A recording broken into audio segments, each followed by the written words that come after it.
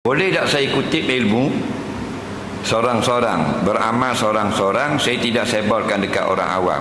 Saya dah aktif media sosial dan pemalu bila di luar. Dia kata dia nak belajar ilmu seorang-seorang. Maksudnya seorang-seorang yang mau belajar dengan mu seorang. Ke benda maksud dia? Dia nak belajar seorang-seorang, nak amal seorang-seorang. Apa maksud dia? Ada guru tak? Tak ada guru, tak boleh. Man la syaikhanullah, man la syaikhal lahu fa syaitanu syaikhullah.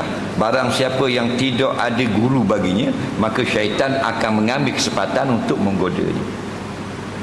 Faham lagi? Tak usah kata ilmu fiqh, ilmu tafsir, ilmu hadis, alif betul. Kita tak pernah berguru. Kita beli buku, baca alif betul. Boleh baca dengan betul? Tak boleh huruf hijaiyah. Tak boleh. Alif betul, baru hijaiyah.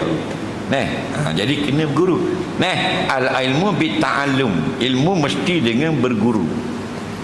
Guru sikit atau ramai tak ada masalah. Sekurang-kurang satu guru. Sekurang-kurang sempurna 3 guru. Lebih ramai guru lebih baik. Nak amal seorang-seorang tak apalah. Hak amal seorang. Tapi hak amal ramai tak boleh. Mungkin nak amal ramai. Faham lagi? Ni sampai mayang raya seorang rumah pasal malu. Faham lagi? Baca kerbah seorang hadirin. Faham? Bunyi seorang diri. Jadi masalah.